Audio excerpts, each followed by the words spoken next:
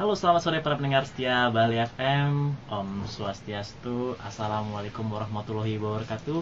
Salam sejahtera dan damai selalu untuk kita semua. Apa kabarnya para pendengar setia Bali FM? Mudah-mudahan selalu dalam keadaan sehat dan tidak kurang satu apapun di sore yang berbahagia ini. Berjumpa lagi bersama saya Kin dalam acara Bincang-Bincang Medis yang hadir setiap minggu dari jam 4 sampai jam 6 sore. Tentu saja di radio kesayangan Anda, Radio Bali FM. Dan tidak lupa juga kita ucapkan selamat sore buat tadi di awal ada Blewede atas atensinya dalam lagu pop Bali. Mudah-mudahan para pendengar setia Bali FM dan bincang-bincang medis yang suka dengan lagu pop Bali dapat terhibur, dan tidak lupa charge-nya selalu kita tunggu ya, jadi supaya tidak tergeser dari tanggal lagu teratas. Tidak lupa juga ada operator kita Rian, selamat sore, ya, sore. Yang pasti akan memberikan hits-hits terbaik kita dari Radio Bali FM. Dan tema kita sore hari ini adalah anak tantrum, bukan Ari Tatum, itu artis. Nah, bersama para ahli tentu saja yang nanti mudah-mudahan dapat diaplikasikan informasinya kepada para pendengar setia di rumah dalam kehidupan sehari-hari. Baik, sebelum itu sudah dibisik-bisikin sama Mbak Sisil. Dan kita langsung saja sapa yang sudah tidak sabar lagi nih.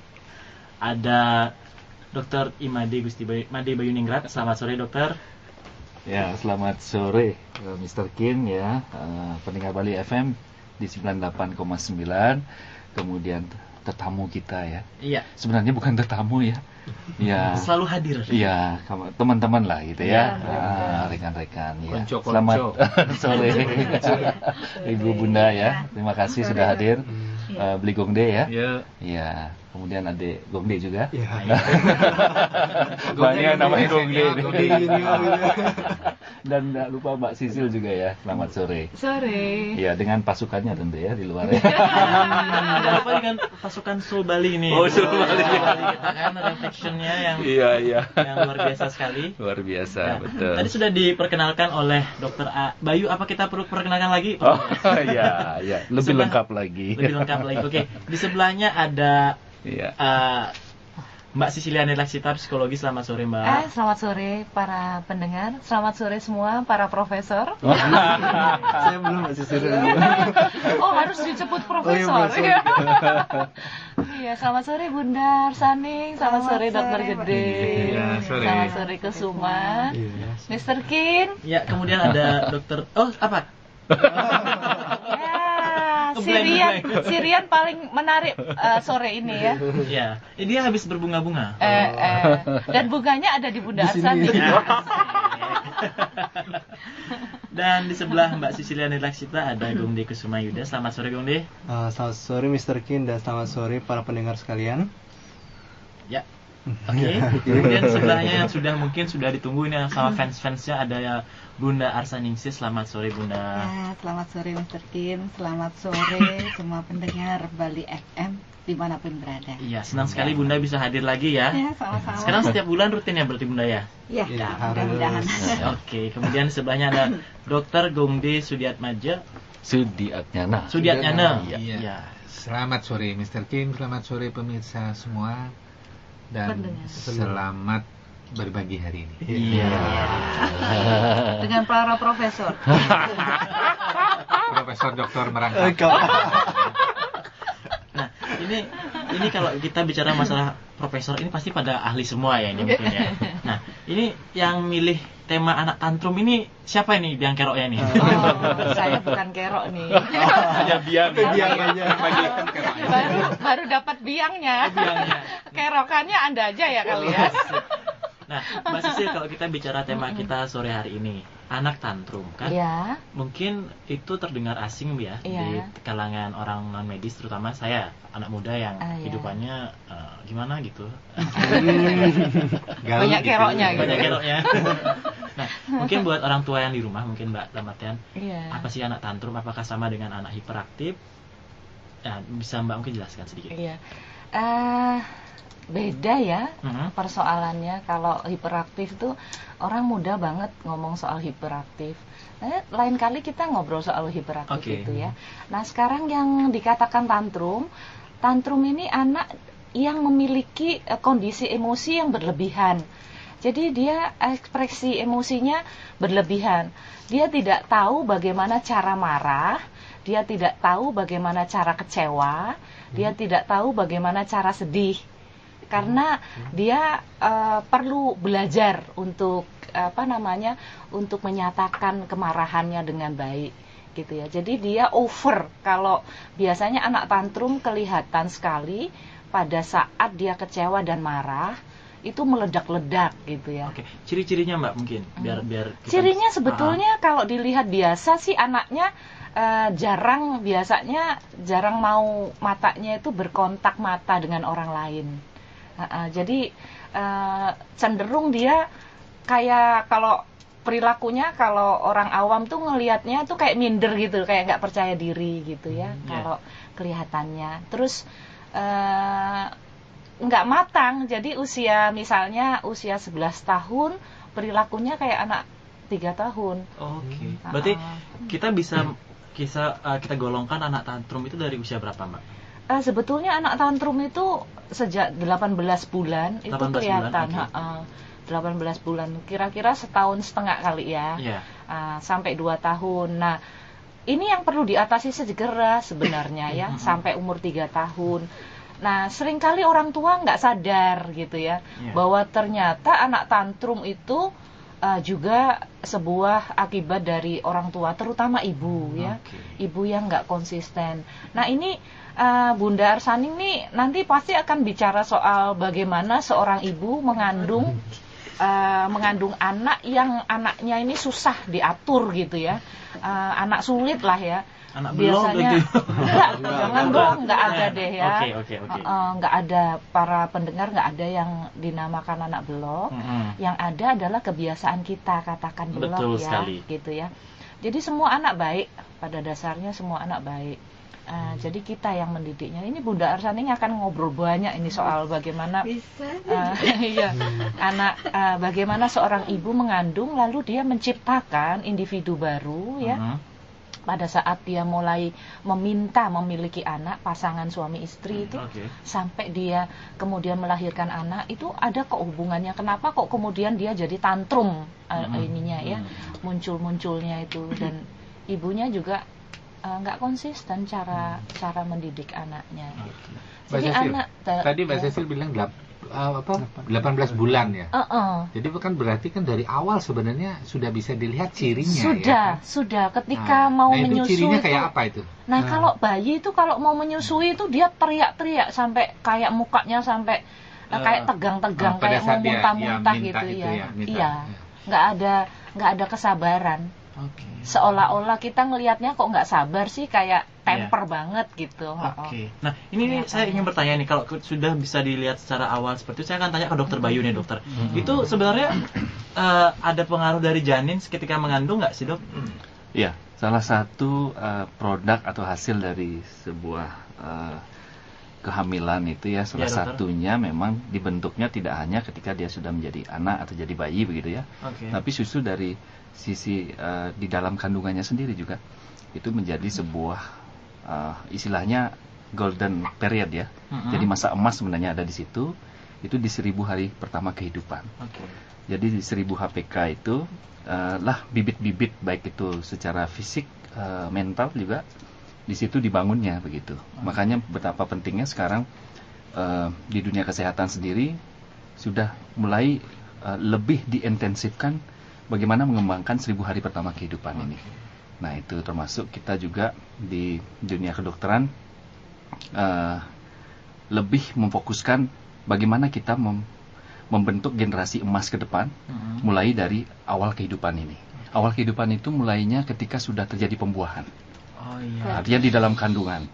Ketika sudah terjadi pembuahan, sudah terjadi kehidupan di dalam kandungan ya, karena pengertian adanya kehamilan itu bukan hanya ketika perutnya sudah membesar, tapi jauh sebelum itu ketika terjadi pertemuan namanya telur dan sperma, atau sel telur dan sel sperma. Nah, itu sudah ada kehidupan, makanya tidak bisa diutak-atik. Nah, menghitung 1000 harinya mulai dari detik itu.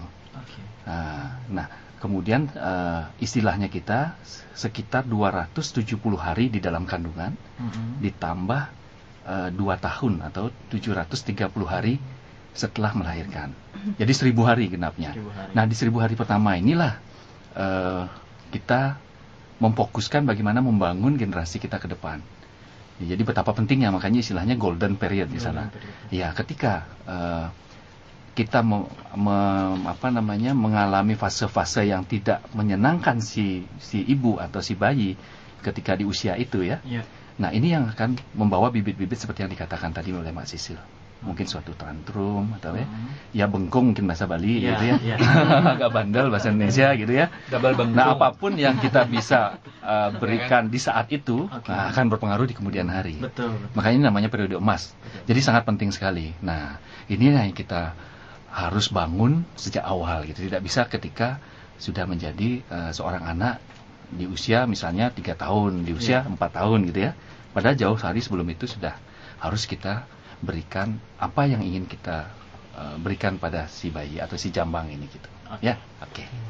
Oke, luar biasa sekali perbincangan kita sore hari ini. Namun kita akan break sejenak karena ada beberapa komersial yang akan lewat. Jadi jangan kemana-mana, tetap di Bincang-Bincang Medis. Disiarkan langsung dari kawasan Jalan Properti Bugis Mantra nomor 88A, lantai 3, Gunung Kompas Radio Bali FM. Masih dalam acara Bincang-Bincang Medis dengan tema kita adalah anak tantrum. Dan tadi kita sudah disampaikan oleh Dr. Bayu bahwa ada golden period. Nah, saya ingin bertanya ke Bunda Arseningsih. Bunda, kalau kita melihat golden period itu merupakan kondisi di mana memang pembentukan sifat karakter kan. Nah, ketika sang ibu sudah mengandung, terjadi sebuah permasalahan. Bagaimana cara mengatasi, Bunda? Menenangkan dirinya mungkin, ataukah meluapkan emosinya supaya tidak terjadi yang namanya anak tantrum atau apalah, anak hiperaktif dan segala macam lah. Tadi Dr. Bayu sudah menerangkan ya begitu pentingnya arti suatu kehamilan dalam proses penciptaan kehidupan. Jadi banyak sekali orang yang tidak memperhatikan sangat dalam proses kehamilan, hanya dianggap itu hanya sebuah kehamilan yang harus dijaga, itu saja. Tidak melihat lebih dalam dari nilai-nilai yang terkandung dari suatu proses, bahwa kehamilan ini adalah suatu proses penciptaan. Betul. Walaupun lah Tuhan itu maha pencipta semua yang di alam ini, tapi tanpa disadari kita mempunyai peran sebagai orang tua, bapak dan ibu serta lingkungan ini untuk nantinya menciptakan seorang anak yang suputra secara karakter. Terima kasih dokter, terima kasih. Namanya suputra. Berarti banyak yang mendoakan terus jadi anak suputra ya. Nah, disinilah akhirnya dengan kasus-kasus seperti ini, anak tantrum ya, akhirnya kan semua kembali flashback, apa sih yang menjadi penyebab, bahkan diketahui 18 bulan mulai bisa terlihat ya.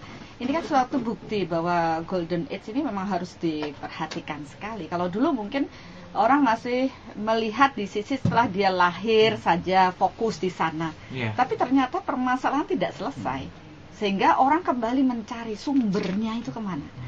Nah, memang inilah kita diberi proses pembelajaran yang lebih dalam, bahwa proses ini ternyata berawal dari proses penciptaan itu sendiri. Jadi bagaimana kita mempersiapkan menjadi orang tua untuk siap menciptakan kualitas yang baik untuk anak kita, yang menjadi anak yang suputra, anak yang solehah. Mungkin di zaman dulu Kak, nenek moyang kita itu sudah punya aturan ya, persiapan. Bahkan ada yang sebelum memilih istri aja harus ada bibit bebek bobot. Dan sekarang penelitian yang sekarang kan banyak juga, ternyata proses seorang anak itu banyak dipengaruhi oleh proses peran ibu. Nah, sekarang kan memang juga terbukti di sini pola asuh, dan tidak cukup hanya setelah dia dilahirkan, tapi yang terpenting adalah awal proses penciptaan ini. Jadi di sini kita melihat kasus-kasus yang muncul dengan karakter anak yang sulit terkendali, dan ini biasanya berawal dari proses sang ibu yang labil secara mental, emosional, dan spiritual ya. Fisik mental, emosional, dan spiritual. Ini harus saling berkaitan dalam proses penciptaan. Secara fisik memang harus kita harus memelihara, ya, pergi ke dokter kandungan, ya, dan itu sudah kita pahami. Bahkan edukasi di sana sudah saya rasa cukup bagus. Tapi dari sisi mental, emosional, dan spiritual ini kurang diperhatikan. Sehingga disinilah muncul permasalahan anak-anak autis, anak sekarang ini tantrum ini dan sebagainya. Ya, karena kita belum memfokuskan lebih dalam pada proses emosional, mental, emosional, dan spiritual. Nah, proses fisik, mental, emosional sangat dipengaruhi oleh proses spiritual. Bagaimana melibatkan kekuatan Tuhan dalam proses penciptaan ini. Kita tuh kan hanya saluran saja. Betul. Tanpa ada kekuatan Tuhan yang membuat proses pembuahan ini, walaupun diupayakan oleh manusia, tapi kalau kehendak Tuhan tidak terjadi, ya tidak akan terjadi.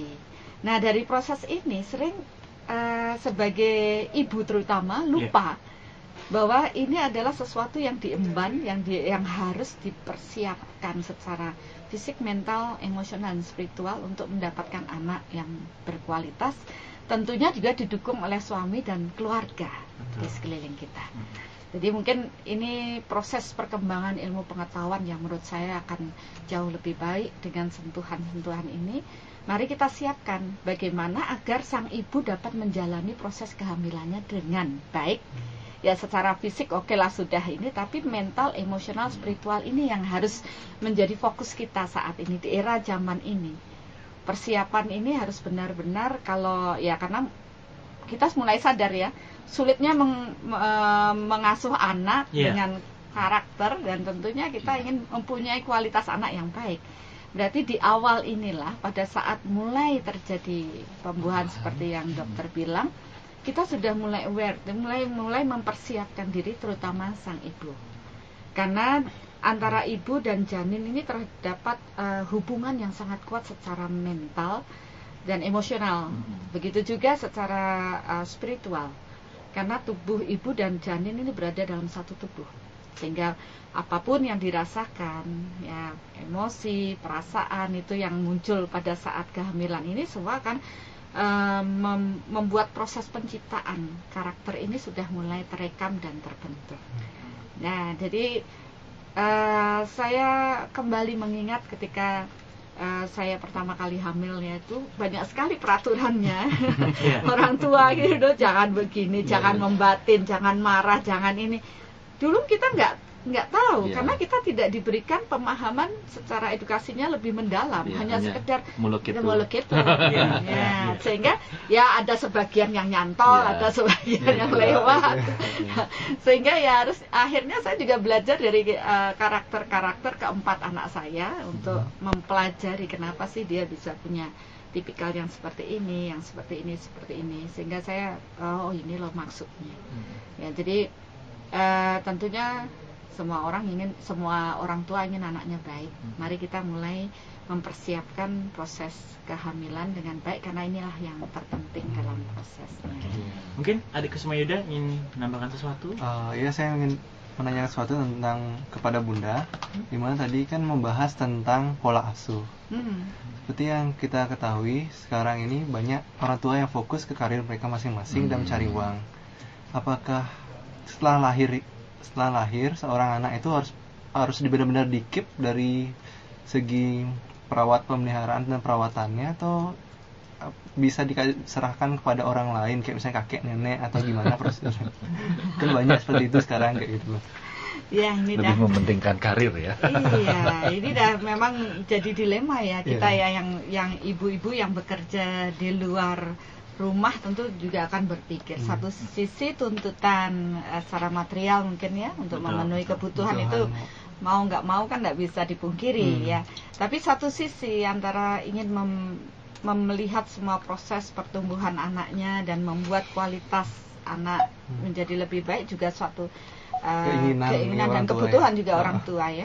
Mungkin disinilah kita belajar untuk mensikapi bahwa sebenarnya kan kita bisa dalam kondisi yang seperti ini memberi peran kepada kakek nenek atau pengasuh, tetapi jangan membuat mereka dominan, karena tetap kita harus punya andil ya.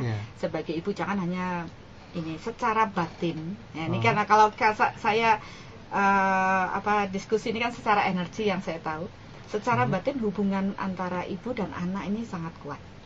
Nah kalau saya lihat ada anak-anak yang bermasalah, saya biasanya mengatakan yang diterapi adalah ibunya dulu. Ibunya dulu. Karena ketika sang ibu tenang, damai, dia berpikir yang positif terhadap anak, maka anak dimanapun dia berada akan tenang dan damai. Ya, karena ada benang merah secara batin, tali ikatan batin ini sangat dalam sekali. Karena dia pernah di dalam perut ibu dan juga rekaman-rekaman semuanya itu ada. Nah, jadi ketika kita ingin mendapatkan anak yang baik, si ibu ini juga harus mempunyai kualitas yang baik. Dia harus tegas terhadap anaknya kalau dia anak ini salah, ya. Jangan, aduh waktu saya sudah habis kerja, saya pulang ke rumah lihat anak mau apa, ya udah kasih saja, memanjakan. Terus saja memanjakan, akhirnya anak ini tidak terkendali karena dia sudah terbiasa dengan pola asuh yang seperti itu. Ternyata jadi ibu juga harus banyak belajar juga, mana harus tegas, mana harus dia penuh kasih.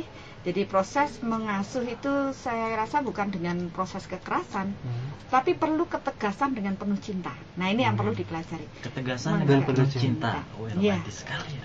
Romantis. Ini yang biasanya kekurangan. Romantis. Atau kekerasan dengan cinta. Oh, tidak. Kekerasan dan cinta enggak. Jangan. Kalau kekerasan dengan cinta itu.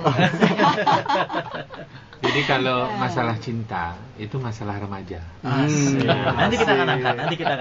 Jadi sebenarnya saya jadi menarik tadi Bunda sudah menyampaikan bahwa anak tantrum itu risiko terjadi tinggi pada ibu yang labil secara fisik, secara mental, emosional dan spiritual.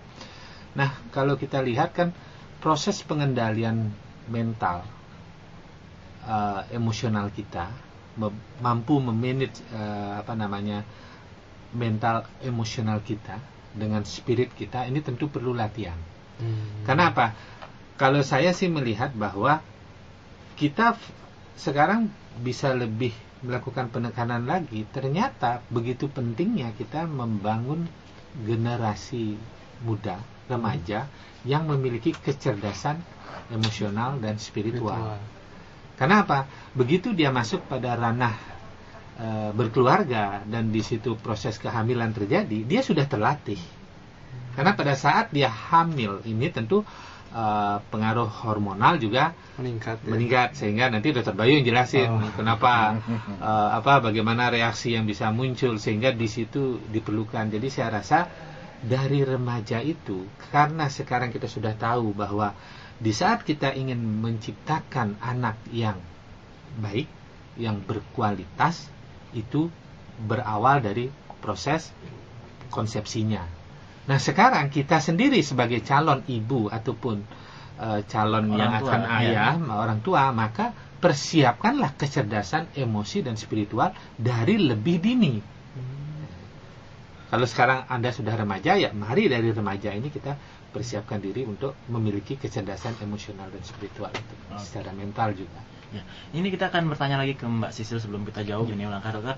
Nah, kalau penyebab anak tantrum itu apa sih sebenarnya Mbak Sisil? Bisakah dari faktor orang tua yang selalu memanjakan anaknya, apa-apa dikasih, kemudian ketika tidak bisa memenuhi, anaknya giling-giling gitu di trotoar? Jangan sampai. Iya. Sebab tantrum sebetulnya seorang anak ini ingin menyatakan tentang perasaannya dia, aku ini sedang frustasi. Jadi frustasi itu dia bisa karena dia tidak mengerti bagaimana cara mengekspresikan perasaan, atau dia memang dia marah tapi dia tidak tahu kalau itu dinamakan marah gitu ya. Dia pengen dia stres tapi dia tidak tahu stres karena lapar. Yang dia mengerti adalah hanya marah, temper yang tinggi banget gitu ya. Kemudian lelah pun dia marah. Kemudian stimulasinya apapun, stimulasi perilaku orang yang ke dia dianggap berlebihan bagi dia. Jadi oversensitif gitu ya. Kemudian dia tidak mampu mengatasi dirinya sendiri karena dia tidak mampu melihat dirinya sendiri. Kenapa? Nah, tadi sudah disinggung dengan Bunda dan juga Dokter Gede dan juga Dokter Bayu juga dan Dik Kusuma. Jadi ibu yang menyebabkan, seringkali ibu bekerja, faktanya kan ibu harus bekerja tuh dengan karirnya ya. Jadi ibu kemudian pulang merasa bersalah, kok saya nggak merhatiin anak saya ya, kok anak saya tuh kok apa namanya dikasih ke pengasuh gitu ya. Kemudian karena rasa oh iya ya, udah deh dikasih ciki-ciki aja deh misalnya, atau dikasih ini aja deh, susu yang kayak gini deh gitu, padahal dia kemudian harus batuk karena ada aspartamnya atau ada pemanis buatannya ya. Jadi jadi reaksinya anak tantrum tuh kayak apa aja sih? Bener tuh ya, jangan salah yang diomongin tadi bener. Berteriak. Teriak-teriak, jadi guling-guling bahkan ya. Jadi di mall itu sering misalnya dia minta sesuatu gitu ya, dia maksa ibunya ya, jerit, nangis, muntah-muntah bahkan ya. Iya, jadi dia ingin menyatakan, hey come on, ayo lihat ini saya Anda harus turutin saya apa yang saya mau. Tapi dia pun tidak tahu sebetulnya apa yang dia mau, frustasi banget dia sebenarnya gitu ya. Kemudian dia nggaru-nggaru atau dia mukul-mukul gitu ya. Kemudian minggat ya, lari, lari, dikejar-kejar tuh lari, dia senang sekali seperti orang lain bingung karena sebetulnya yang bingung dia, gitu. Ya bareng-bareng bingung gitu ya. Iya. Biar bareng-bareng ya. Padahal belum pakai pil koplo udah bingung, udah koplo gitu ya. Ada aja dokternya ya. Kemudian memukul, jadi yang dipukul itu orang yang biasanya dianggap lemah oleh dia. Nah siapa? Biasanya yang dianggap lemah adalah orang yang tidak stabil itu, yang tidak konsisten itu, biasanya seorang ibunya gitu ya. Kan jarang, ayah biasanya kan fisiknya kuat, kalau ayah nggak sabar kan langsung pukul, takut ya sebenarnya. Iya, tapi kan bukan itu cara pemecahannya. Tadi Bunda menyinggung bukan violence, harus tegas, penuh kasih, dan rasa bersalahnya itu diperbaiki, bukannya malah digede-gedein gitu ya. Kemudian dia seperti susah menahan nafas kayak asma gitu ya. Jadi kalau berlebihan dah pokoknya cara dia menyatakan, nangis juga gitu, diperes-peres air matanya gitu ya. Nah, saya sering dulu sama ponakan saya ngomong, air mata buaya ya. Gitu. Air mata buayanya cuma 5 menit aja ya Mbak, saya gitu kan. Lalu dia tertawa gitu ya. Nah, terus dia agresif ingin menyakiti atau membanting barang-barang. Jadi apapun tuh bisa dihancurkan. Nah, persoalannya ini banyak masuk di kasus di klinik gitu ya, di kliniknya Dokter Bayu nih. Anak-anak tantrum ini sampai umur 11 tahun. Jadi dia gulung-gulung kayak anak umur 3 tahun. Lalu ibunya dipukulin. Bayangin anak 11 tahun udah kuat ya, ibunya dipukulin. Jadi ibunya itu ternyata nggak tega juga ngelihat. Nah, ada satu susunan sosial di masyarakat Bali, kan biasanya kalau anak cucunya laki-laki nih ya, wah ini penerus keluarga ini, keren ini ya gitu ya. Jadi apapun perilakunya diturutin aja. Apalagi dia punya kekebalan dia. Kekebalan hukum keluarga. Hak prerogatifnya tinggi ya. Hak hukumnya tinggi. Kemudian apalagi kalau misalnya dia gitu, oh dia itu titisannya dari kakeknya itu loh ya, yang pedanda itu ya dia misalnya, oh dia titisannya ini yang sakti itu ya misalnya. Jadi apapun oke aja gitu kan ya. Nah ini saya nggak berani jawab nih ya, yang berani jawab Bunda dan kawan-kawan. Jadi saya lempar batu sembunyi tangan. Oke, sebelum dilempar ini ada satu pertanyaan Mbak Sisil. Itu ketika Mbak Sisil mengatakan itu sampai umur 13 tahun ya Mbak Sisil, anak 11 tahun. Iya, ada kemungkinan nggak sifat tantrum itu terbawa sampai dia remaja, sampai dia dewasa, dan kemudian dia menjadi orang tua lagi? Iya, sangat. Ya, sangat. Jadi anak-anak ini belajar yang salah dari ibunya sebenarnya ya, dari bayi. Ya itu dari proses penciptaannya. Jadi kalau persiapannya udah salah gitu ya, aduh cepet-cepet deh perbaiki ya gitu ya, nggak apa-apa. Semudah mungkin itu masih bisa, umur 2 tahun, 3 tahun.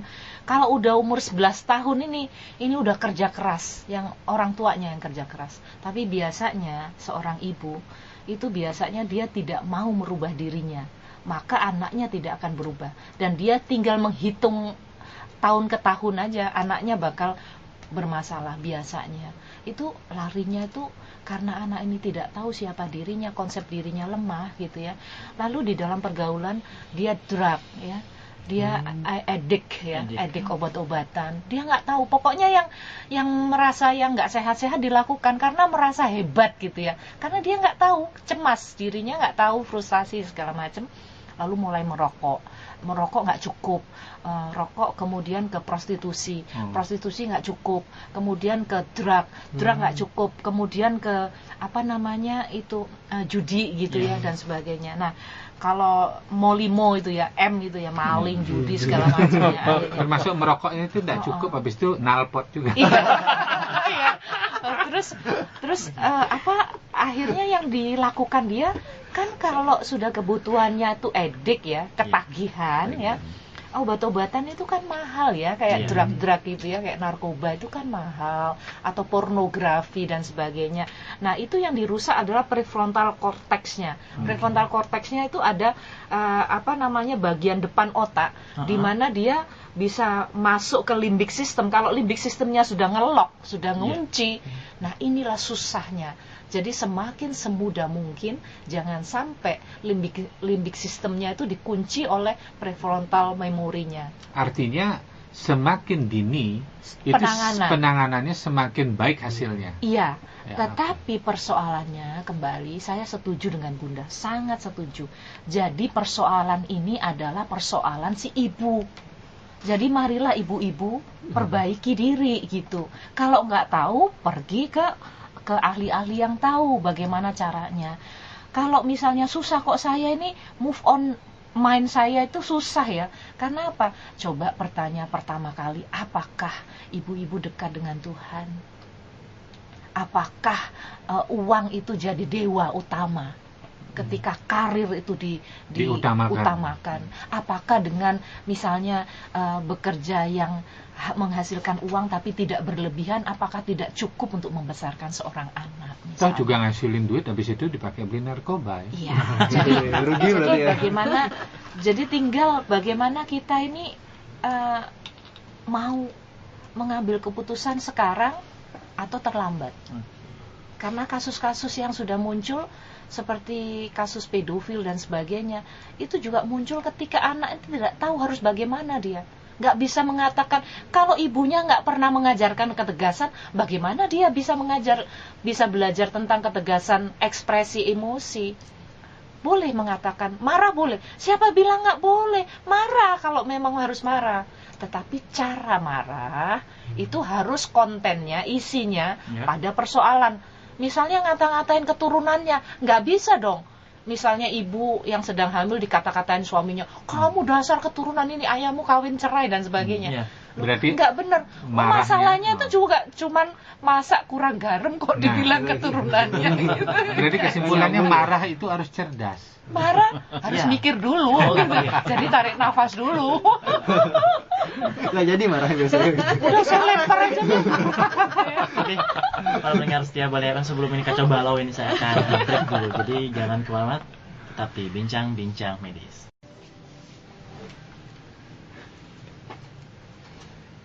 Disiarkan langsung dari kawasan Jalan Prof. Idris Mantra nomor 88A, lantai 3 Gedung Kompas Radio Bali FM. Masih dalam acara Bincang-Bincang Medis dengan tema kita adalah anak tantrum.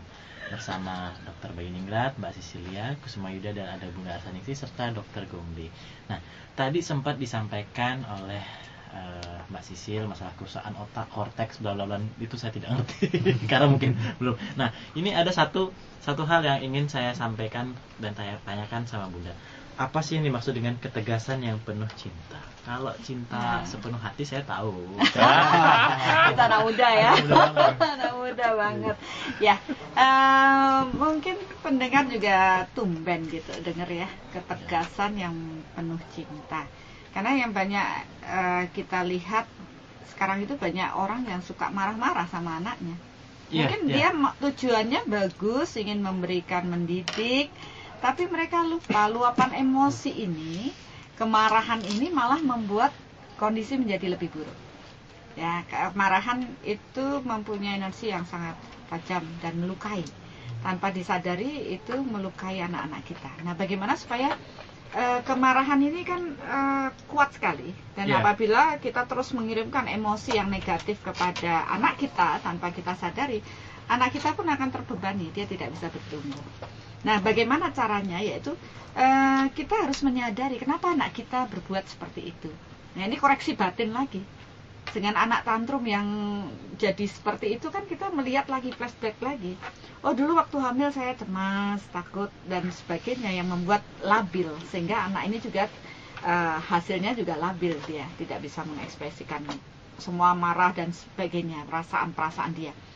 Jadi kita melihat lagi, oh ya, anak kita itu masih dalam kondisi yang perlu mendapat perhatian dan cinta. Karena waktu hamil saya tidak memberikan cinta. Jadi ini lebih, memang saya setuju dengan Bu Sisil bahwa yang punya peran ini adalah wanita gitu, ibu-ibu gitu. Karena yang punya perasaan emosi pada waktu hamil ini kan ibunya. Memang bapaknya juga peran sih, harus bikin ibunya seneng ya.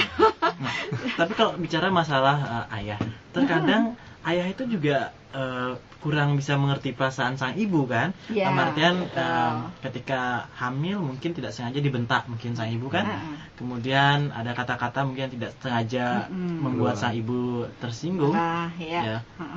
Ya memang makanya itu tadi saya bilang, walaupun tidak menutup kemungkinan peran apa yang dirasakan ibu juga pengaruh dari orang-orang di sekelilingnya. Ya mungkin nanti ada yang punya konflik sama mertua, terus lihat semua ini biasanya juga ribut gitu ya. Wah, banyak sekali kasusnya. Maka menjadi seorang ibu itu harus tegar, teguh ya, harus punya keteguhan hati, dan yang terpenting adalah punya cinta.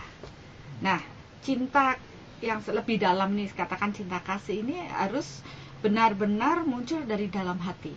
Nah, tentu peran-peran orang-orang di sekeliling sang ibu ini harus membantu bagaimana sang ibu penuh cinta.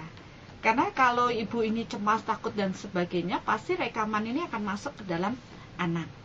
Nah, untuk mendapatkan kondisi seseorang ibu nantinya mempunyai peran dalam proses mendidik lebih besar dengan ketegasan yang penuh cinta, kita harus membawa para wanita, ibu-ibu ini untuk menyadari bagaimana proses cinta itu sendiri, bahwa cinta itu tidak boleh ada kemarahan, kecemasan, ketakutan, ya, dan semua hal-hal yang negatif, atau kita di Bali ini satripu lah.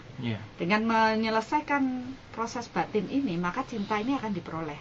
Nah, dengan tumbuhnya cinta kasih, ketika dibutuhkan suatu ketegasan, barulah dia akan kata-kata ini tidak akan tajam melukai, tidak seperti kemarahan. Kalau kemarahan itu munculnya dari katakanlah cakra solar plexus ya, egonya, lebih marahnya, meledak gitu ya, terlalu melukai. Tapi kalau ketegas itu keluarnya dari penuh cinta, dia paham kenapa saya harus tegas ya untuk anak saya, mendidik anak saya, itu beda. Sehingga dengan ketegasan yang penuh cinta ini akan dihasilkan sang anak akan mampu menerima ya. Bukan berarti takut karena kemarahan yang ini, takut dimarahi, tapi dia tahu, oh paham, ibu saya tuh sebenarnya mencintai saya, tapi saya salah, sehingga suatu waktu ya saya harus kena hukuman ya, tapi tetap dia tahu bahwa sang ibu penuh cinta terhadap mereka. Dan ketika dia mencapai istilahnya suatu kemajuan, ya kita harus memberikan appreciate ya, harus menghargai ini loh sudah berhasil ya, dapat hadiah atau apa, kan anak-anak suka seperti itu, sehingga mereka akan balance. Tapi kalau kadang-kadang saya lihat kan orang isinya, kalau apalagi kalau ibunya udah stres, biarpun anaknya bagus pun di mata dia tetap buruk aja, dia marah-marah gitu. Dimarahin gitu ya. Iya, dimarahin. Ini saya akan bertanya, bagaimana dengan lingkungan sekitar? Mungkin Mbak Sisil, kalau kita lihat anak tantrum bisa nggak dia dipengaruhi oleh lingkungan sekitarnya, Mbak? Dalam artian ketika ngelihat anak A, dia membutuhkan mainan dan merengek-merengek minta sesuatu seperti ibunya, dan dia mencontoh, apakah itu bisa menjadi penyebab anak tantrum? Iya, kalau kita ngobrol pada isi pembicaraan tantrum itu sendiri, tantrum itu sebuah akibat, jadi dia bukan sebuah pengaruh gitu. Tapi perilaku tantrum itu akan semakin meningkat ketika kebutuhan anak ini tidak terkendali. Jadi anak tantrum itu adalah temperamen yang tidak terkendali. gitu ya, karena frustasi, stres dan sebagainya. Dia tidak mengerti bagaimana mengekspresikan, sehingga secara mental, secara psikologi si anak ini konsep dirinya kan nggak ada. Otomatis anak yang konsep dirinya lemah, labil, dia akan mudah sekali terpengaruh. Tetapi bukan itu persoalannya. Kembali persoalannya pada hari ini kita itu menghimbau pada ibu terutama yang 85% waktunya itu dengan anak, bagaimana caranya menjadi membuat anak ini mengerti dia untuk menyatakan, kenapa kamu lapar sekarang? Kamu lapar ya? Jadi harus diulang ibunya. Kamu lapar, kamu menangis, teriak-teriak. Oke, sekarang kamu teriak-teriak, kamu tidak jelas. Saya tunggu sampai teriakanmu selesai, kemarahanmu selesai. Kamu marah ini ya, marah ya kamu karena lapar. Oke, saya tunggu sampai selesai baru kita akan makan. Jadi biarpun orang lain melihat ibunya kelihatan kok aneh gitu ya di depan umum, anaknya dibiarin teriak-teriak, guling-guling, biarin aja gitu ya. Nah, biarin aja, bahkan jangan dilihat gitu. Tapi artinya jangan dilihat itu dilihat pakai mata ekor kita gitu ya. Tapi kan biasanya jangan sampai anak-anak orang tua suka malu, Kak. Itu. Rasa malu ini langsung dibeliin. Nah, nanti saya tularin bagaimana cara memotong urat malu. Ya, jadi boleh, saya jadi udah ada ke-nya ini kan. Ya, kalau soal urat kemaluan itu hubungannya dengan Dokter Bayu dan Dokter Ari terutama ya. Jadi kalau saya hubungannya adalah saya katakan, Bu, urat malunya itu dinetralisir, Bu, gitu. Apalagi kayak saya ini udah putus urat malu saya bilang gitu.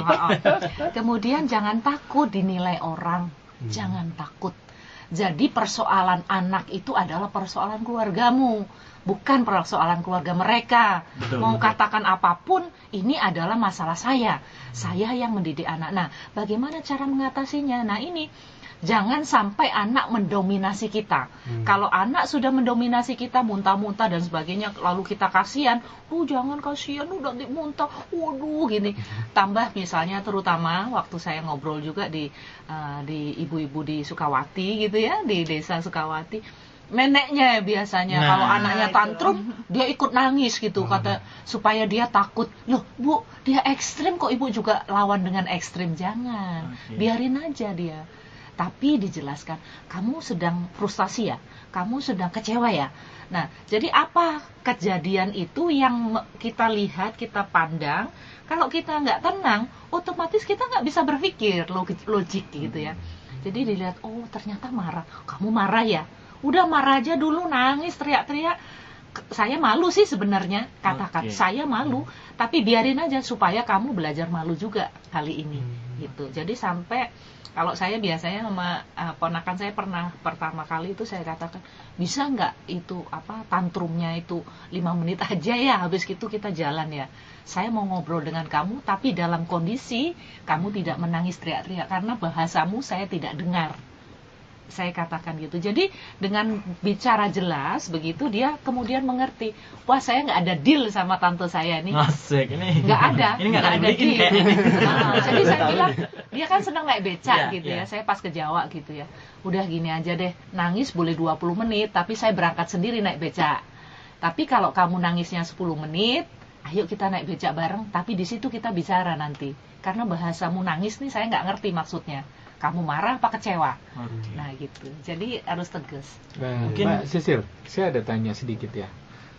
Tadi kan sebenarnya dikatakan bahwa anak tantrum itu dia emosinya meledak-ledak dan kecenderungan dia tidak tahu apa maunya. Nah sehingga tadi ada perlu satu ketegasan. Bunda sudah mengatakan tadi, berikan satu ketegasan dengan cinta. Betul. Ya kan? Betul. Nah tentu di sini perlu kejelian dari seorang ibu untuk melihat sebenarnya anak dia ini butuh apa sih? Apakah dia lagi kecewa berat yang dia tidak sadari, atau dia cari perhatian orang tuanya karena sibuk mungkin sehingga seperti itu. Jadi apakah itu yang dimaksud? Jadi harus ada kecerdasan dari si ibu menangkap gejala-gejala yang dimunculkan oleh si anak. Seperti itu. Jadi gini, seorang ibu adalah manusia juga. Superman aja manusia ya kan? Jadi karena kesibukannya kadang-kadang dia lupa melihat dirinya sendiri, masuk ke dalam dirinya, introspeksi. Aku ini salahku apa sebenarnya? Apa yang sudah kulakukan dari pagi sampai malam? Apa yang dilakukan sampai si anak ini umur 3 tahun ini kok masih tantrum? Apa kok bisa ya anak ini 11 tahun? Apa kesalahanku? Jadi dia harus merefleksikan dirinya sendiri dulu. Nah, kalau dia bukan orang yang memiliki kesadaran, ayo belajar soal kesadaran. Nah, ini bukan tanggung jawab saya nih, tanggung jawabnya Bunda lagi nih. Saya sebetulnya bisa juga jelasin, cuman keenakan Bunda kalau nggak jelasin ya. Kan masa saya teruskan kan gitu ya. Jadi ini kesadaran. Jadi kadang-kadang merasa nak mulek itu mau tidur ya sudah tidur, kerja ya kerja 8 jam. Habis itu selesai, anak dikasih makan, sukanya apa, sudah dipikirnya begitu aja. Tapi ada rasa yang paling halus, yang itu menjadi sebuah kebutuhan anak, kepekaan kita sebagai ibu harus belajar diasah di situ. Dokter Ari juga kayaknya mau. Silakan, mungkin Dokter Ari ada yang ingin disampaikan ini. Yang limbik-limbik itu Dokter Ari itu. Yang keras-keras. Iya, selamat sore, salam sejahtera buat semuanya. Saya sih sebenarnya hanya mau minum teh di sini karena sebenarnya begini. Kalau kita melihat persoalan anak itu seperti kita melihat teh kotak yang ada di depan saya itu. Oh ya, silakan Dok, silakan. Nah, jadi semua orang melihat hal yang sama kan. Ketika melihat teh bentuknya kotak, kemasannya seperti apa gitu. Tapi ada nggak yang berpikir bahwa apa sih gunanya lipatan pada teh seperti begini? Kan ada. Ternyata ada gunanya. Nah, terus hubungannya dengan anak itu gimana? Anak itu mereka memiliki imajinasi yang tidak sama gitu ya. Kalau kembali kepada persoalan tadi masalah tantrum, saya rasa kan sudah disampaikan masalah statistik segala macam, mungkin sudah tadi ya. Semakin dewasa nanti harusnya semakin berkurang. Iya. Kalau bukan semakin dewasa, semakin besar usianya. Nah, kalau sekarang semakin bertambah usianya kok masih semakin melunjak, pasti ada sesuatu ini yang harus dicari. Apa sih yang menjadi kemasan si anak ini? Kok dia melakukan ini harusnya tidak? Kok tehnya bentuknya begini kok jadi berbeda sekarang rasanya segala macam. Nah, sebenarnya tidak. Anak itu memang sulit diprediksi memang. Karena memang dia lahir untuk sulit diprediksi. Anak-anak yang cerdas selalu memang sulit diprediksi. Bedakan nanti anak yang pintar, gifted, yang memang luar biasa banget, yang tidak diterima oleh lingkungannya kemudian menjadi tantrum, memang dengan kelainan yang lainnya itu harus jelas dibedakan. Seringkali kalau memang kita mau melihat bahwa pernah nggak dengar kasus di luar negeri yang orang tua yang nembak di bioskop? Padahal itu PhD loh. PhD kan nggak main-main ya. Artinya secara intelektual kan bagus banget. Kemudian salah satu yang dicurigai adalah dia di masa lalunya waktu kecil dikecewakan dia. Karena dia anak yang berbakat sebenarnya, cerdas, tapi tidak dimengerti oleh orang tuanya. Jadi tidak dimengerti, dia kecewa. Bayangkan kekecewaan yang menumpuk tadi sudah disampaikan tadi, menumpuk baru terungkap sekarang rupa ini. Bayangkan kita, jangankan anak-anak yang sudah lama, kita aja sekarang yang dianggap sudah mengerti, ketika ide kita tidak bisa diterima oleh orang lain, kecewa kan kita? Pasti ada sedikit kecewa. Bayangkan anak yang bahasanya saja kan, kejadian kan banyak pada anak umur 1,5 sampai 4 tahun. 1,5 tahun itu kan tidak bisa berbahasa dengan baik dia. Tidak bisa mengungkapkan. Terus siapa dong yang mengajarkan emosional? Kan orang tua dan lingkungannya. Silakannya sekarang adalah orang tua tidak mau menyadari itu, bagaimana belajar emosi. Nah, kemudian adalah sekarang seiring dengan berjalannya waktu, lama-lama bahwa anak itu harusnya berkurang sifatnya itu. Nah, sekali lagi harus dikenali ini memang anak gifted yang kemudian tidak disadari, tidak dikecewakan, tidak diterima oleh lingkungannya, sehingga dia menjadi seperti berperilaku seperti ini, atau ada sumber yang lainnya lagi. Jadi memang harus dicari, dikupas satu persatu. Kebanyakan kasus yang saya temui dalam pelayanan kesehatan yang saya lakukan adalah kalau boleh nuding ini orang tua. Sudah dijawab sama dokter. Kebanyakan saya lihat Dan kebanyakan mengaku. Yang dokter Ari terapi ini anaknya apa orang tuanya? Nah, lihat. Oh, lihat dia siapa? Yang antar siapa? Ibunya cantik. Itu dia maksudnya. Yang antar siapa gitu. Karena saya pernah mendapatkan sebuah kasus beberapa kali, ibu itu selalu menanya kepada pengasuhnya apa yang terjadi pada si anak. Beberapa kali saya menemukan, misalnya begini, Bu, demamnya berapa lama? Sus, demam berapa lama? Sampai saya bingung. Gini aja deh, saya bilang gini aja deh, Bu. Saya bicara deh sama, jadi nggak harus lewat yang ketiga. Iya, artinya apa? Tapi kan di satu sisi kan saya mau menghormati dia di depan anaknya. Kita harus memberikan respek kepada si ibu bahwa ini orang tua loh. Tapi dia rupanya tidak menghormati dirinya sendiri. Mbok ya sebelum berangkat itu kong kali kong dulu sama iya kenapa ya saya tapi sempat ditanyain nomor teleponnya nggak? Nomor telepon sih nggak, alamatnya ternyata alamat palsu. Jadi maksud saya adalah apa yang ingin saya sampaikan bahwa kita semua bertanggung jawab atas ini sebenarnya. Mungkin pernah mendengar anak yang indigo segala macam yang banyak banget sebenarnya. Dan memang kita harus meluangkan waktu. Kita kesadaran lingkungan, siapapun yang mendengarkan ini gitu ya, kita harus ikut berempati dengan apa yang ada di lingkungan sekitar. Kalau melihat anak yang seperti ngamuk-ngamuk, ini saya pengalaman pribadi sendiri ya. Anak saya sekarang umurnya hampir berapa, Mbak? 11. Anak kita bukan anak kita. Gak mungkin. 10 sama 6. Saya melihat gimana perjalanan dia, gimana saya emosinya itu waktu dia sebelum dia 4 tahun. Dan seiring dengan berjalannya umur, lama-lama dia akan mengerti, sadar sendiri bahwa perilakunya itu memang enggak. Tapi harus diingat bahwa ada batasan ketika kita mendidik itu. Batasannya adalah 9 tahun. Bahkan kenapa 9 tahun? Menolak ya dia. Dia menolak ikut olimpiade ya waktu itu. 9 tahun dia. Kenapa 9 tahun?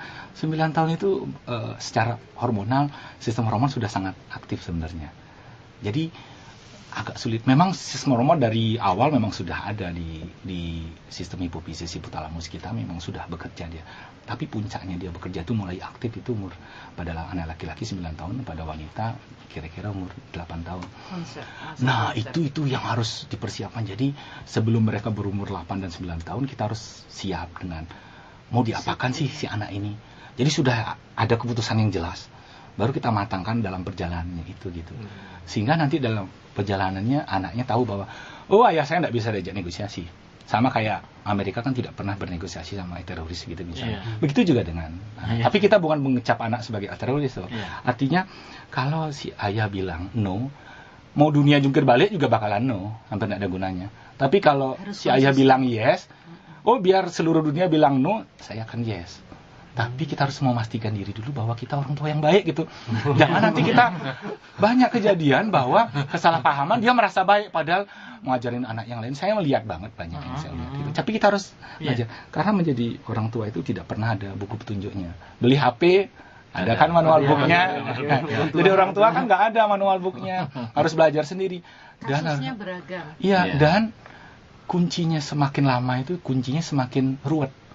Kayak kunci hotel dulu kan pakai sistem biasa kan, sekarang kan sensor kan. Sama juga anak kalau dipakai untuk membuka pengetahuannya dengan kunci yang lama nggak bisa. Tapi konsepnya kan harus ada pintunya, sama juga harus ada pintu, ada kuncinya. Sama juga dengan ada konsep dasar yang harus tetap dipegang kan, masalah budaya, adat istiadat yang harus kita sampaikan. Tapi nggak bisa diperlakukan sama. Dan anak yang satu dengan walaupun di dalam satu kandungan berbeda loh perilakunya. Dengan si A kita harus melakukan begini, dengan si B nggak bisa.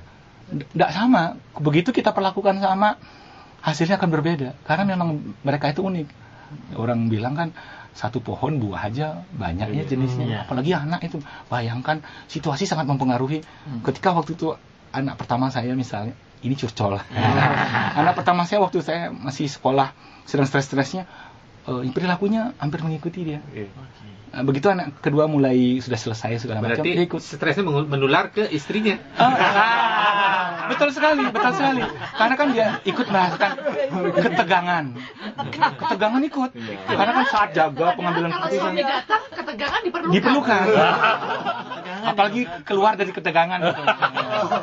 Nah itu maksud saya. Jadi sangat penting itu menentukan itu menurut saya. Jadi sama-sama belajar. Tanya kalau nggak tahu tanya gitu. Berarti masalahnya waktu di praktek yang diobati yang mana? Kalau saya sih milih ibunya tuh. Karena banyak kali yang bermasalah orang tua, bukan sih. Jadi dokter Ari ini jelas-jelas untungnya kebetulan yang bermasalah ini ibunya kok cantik-cantik. Kalau saya lihat dulu ibunya, kalau ibunya oke, lama konsultasinya. Nah, kalau yang nganter kakek sama neneknya, nanti kunjungan berikutnya. Nggak, bercanda tetap. Dilayani sama tetap dilayani. Kan profesional. Setiap Bali FM luar biasa saya diperbincangkan. Kita kan break sejenak biar nggak kacau ini. Jadi jangan kemana, tetap di bincang-bincang medis.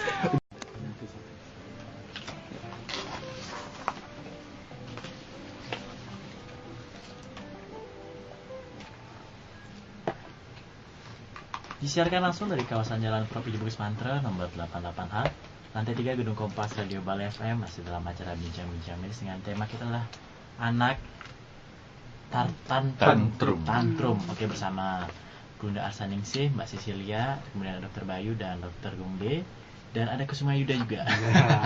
Dan buat para pendengar setia Bali FM, sekarang kita akan masuki sesi terakhir, yaitu sesi terapi yang akan dipandu langsung selama 15 menit oleh Bunda. Jadi buat para pendengar setia Bali FM yang ingin ikut dalam sesi relaksasi, saya harap untuk mengambil tempat yang nyaman. Posisi bebas ya Bunda ya? Bebas ya. Kalau bisa duduk aja lah. Kalau bisa duduk. Kemudian kalau dapat tempat yang hening silahkan. Oke. Saya untuk ini biar nggak saya ngelantur, nanti Bunda saja silahkan.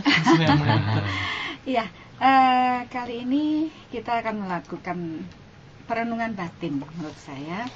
Lebih banyak untuk para ibu yang mungkin mempunyai kasus-kasus dengan anaknya dan ingin anak-anak tumbuh menjadi anak-anak yang suputra.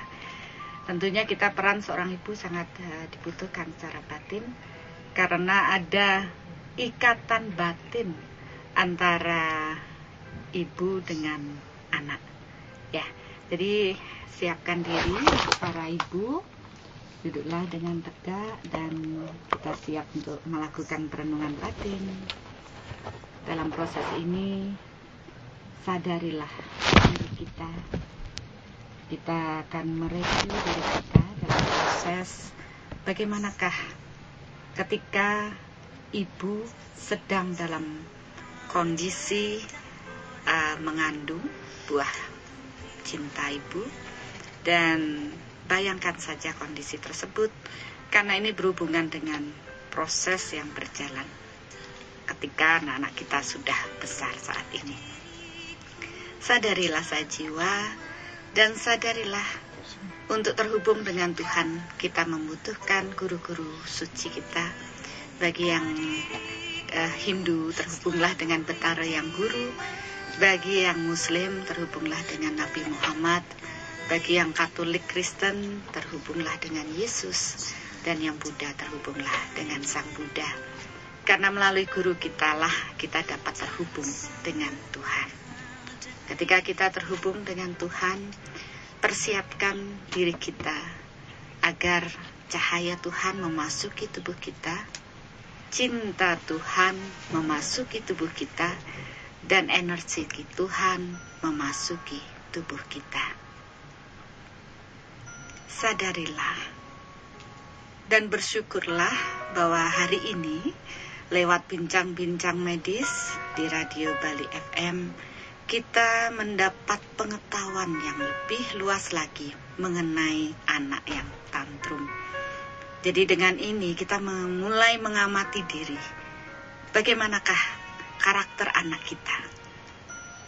Apakah kita mempunyai peran berhubungan dengan proses perkembangan karakter anak kita? Jika iya, kita melihat bahwa anak kita mempunyai masalah sama seperti yang dibahas pada sore hari ini, persiapkan diri kita. Karena bagaimanapun peran seorang ibu sangat menentukan proses karakter yang muncul atau yang terbentuk pada anak kita. Sadarilah dan bersyukurlah bahwa Tuhan telah menitipkan jiwa untuk terlahir sebagai anak kita. Dan kita mempunyai tanggung jawab untuk membuat dia bertumbuh sesuai dengan swadharmanya. Kita hanya sebagai saluran Tuhan. Tapi bagaimanapun kita mempunyai peran besar untuk membawa mereka menjadi jiwa-jiwa yang lebih baik lagi. Karena kita seorang ibu, tentu peran ketika kita mengandung mereka mempunyai peran yang sangat besar. Ingatlah semua proses ketika anak-anak kita berada di dalam kandungan kita. Sadarilah bentuk kecemasan, kemarahan, sakit hati, dan kesedihan, ketakutan, dan semua yang berkecamuk ketika kita hamil. Karena apapun yang kita rasakan pada saat itu akan terekam di dalam janin kita. Dan inilah yang menjadi sumber dari proses permasalahan yang muncul ketika mereka terlahirkan. Tanpa disadari, apa yang kita pikirkan, apa yang kita rasakan, dan emosi yang kita miliki mempengaruhi mereka. Sadarilah dan mintalah maaf. Mengapa kita harus meminta maaf? Karena sebagai seorang ibu, kita mempunyai andil yang paling besar dalam proses pertumbuhan karakter. Ternyata kita tidak cukup baik dalam proses ketika kita sedang mengandung. Banyak kejadian yang terjadi. Karena kita dengan anak kita mempunyai tali batin yang cukup kuat, maka dengan proses sang ibu meminta maaf, ini akan membantu beban yang dirasakan oleh anak-anak kita. Mintalah maaf kepada semua orang ketika proses kehamilan itu terjadi, dan kita tahu itu akan terekam di dalam anak-anak kita. Energi tidak ada batas ruang dan waktu. Walaupun saat ini anak-anak kita sudah besar, tapi kemarahan yang tersimpan itu masih ada hingga saat ini. Dengan proses memaafkan dan meminta maaf secara energi, ini dapat membebaskan anak kita dari beban-beban yang kita miliki ketika kita hamil. Bayangkan semua kejadian yang mungkin buruk, kecemasan, ketakutan, labilnya emosi atau perasaan kita, dan sadarilah itulah yang terbawa oleh anak-anak kita. Sadarilah dan tariklah, sadarilah dan mintalah maaf. Mintalah maaf juga kepada anak-anak kita. Karena kita sebagai seorang ibu mungkin telah menanam hal yang buruk pada waktu berada di dalam kandungan kita. Dan sekarang ketika kita sudah memahami bahwa sumber itu ada pada diri kita, sadarilah anak-anak kita adalah proses sebagai guru bagi diri kita. Apapun bentuk pola tingkah anak-anak kita, itu adalah cerminan diri kita. Mungkin kita belum bagus atau belum banyak memberikan cinta kepada mereka, sehingga mereka menuntut untuk mendapat perhatian lebih. Sadarilah, mereka sangat membutuhkan cinta kita. Ketika kita mampu melepaskan kemarahan, melepaskan kecemasan, melepaskan ketakutan, maka kita akan terbebas dari satribu. Kita akan dipenuhi dengan cinta Tuhan. Bayangkanlah ketika janin anak-anak kita masih berada di dalam kandungan, dan niatkan, ya saya menyadari kekurangan saya, dan saat ini saya memancarkan cinta kepada anak-anak saya. Mereka kekurangan cinta, sehingga mereka berpola tingkah ingin menarik cinta atau perhatian dari diri saya. Pancarkan cinta kepada anak-anak kita. Bayangkan kita memeluknya dengan penuh cinta. Dan katakan, aku mencintaimu. Aku akan membantu proses kalian menjadi lebih baik. Aku akan belajar menjadi tegas dan konsisten, sehingga mereka bertumbuh dengan baik. Bukan karena aku tidak mencintai mereka. Aku ingin mereka bertumbuh dengan baik. Ketegasan diperlukan, tapi harus dengan penuh cinta. Penuhilah diri kita dengan cinta Tuhan, dan radiasikan bahwa saya akan belajar tegas terhadap anak-anak. Tanggung jawab ada pada diri saya. Kalau saya terlalu memanjakan mereka, mereka tidak akan bertumbuh dengan baik. Saya akan melakukan proses pembelajaran, belajar untuk lebih tegas dan mendidik anak saya dengan baik. Saya perlu menambah pengetahuan untuk diri saya, sehingga saya bisa memberikan hal-hal yang baik untuk anak-anak saya. Saya perlu memberi waktu untuk anak-anak saya. Dengan saya penuh cinta, maka waktu ini akan berkualitas. Walaupun saya hanya sebentar bersama mereka karena saya bekerja, saya akan memberikan cinta yang penuh kepada mereka. Sadarilah dan teruslah memancarkan cinta. Mintalah maaf lebih dalam pada anak-anak kita, karena kita mempunyai hutang cinta yang belum terselesaikan. Amatilah pada mereka ketika mereka masih penuh dengan kemarahan, mereka masih menuntut cinta kepada kita, maka berarti kita belum sepenuhnya memberikan perhatian dan cinta kepada mereka. Bayangkan kembali, bayangkan kita peluk dia, dan katakanlah, aku mencintaimu. Maafkanlah ibu. Karena bagaimanapun kita mempunyai hal-hal yang tidak baik pada waktu itu. Mungkin kita waktu hamil kita belum siap secara mental, emosional, dan spiritual. Mungkin kita masih labil. Sehingga ini harus terjadi. Jangan salahkan diri sendiri, tapi sadarilah, kita masih punya kesempatan untuk membuat anak-anak kita baik. Dan untuk membuat anak kita baik, yang harus dilakukan adalah mengubah diri kita sebagai seorang ibu untuk menjadi baik, penuh cinta, sehingga kita bisa memberikan arahan yang baik untuk anak-anak kita. Bersyukurlah untuk hari ini. Bersyukurlah kita mengerti sumber dari permasalahan ini, bahwa semua bersumber atas diri kita. Sadarilah dan bersyukurlah bahwa mereka sekarang telah bertumbuh. Saya akan berusaha menjadi lebih baik sebagai seorang ibu. Saya akan mengajarkan mereka cinta. Saya akan mengajarkan mereka tanggung jawab. Saya akan mengajarkan mereka ketegasan dan kejujuran. Dan itu, untuk bisa melakukan hal itu, saya harus belajar dulu. Karena dengan saya memahami, saya bisa mengajari mereka. Terima kasih Tuhan, Engkau telah memberikan pembelajaran melalui anak-anak untuk aku bertumbuh, untuk proses kesadaran yang lebih tinggi. Mereka adalah guru-guruku, mengajariku untuk melihat kedalaman batin, bahwa masih ada hal yang belum beres di dalam diri ini. Terima kasih Tuhan, terima kasih atas cinta yang luar biasa. Melalui anak-anakku, aku bertumbuh menjadi lebih baik. Bersyukurlah untuk hari ini.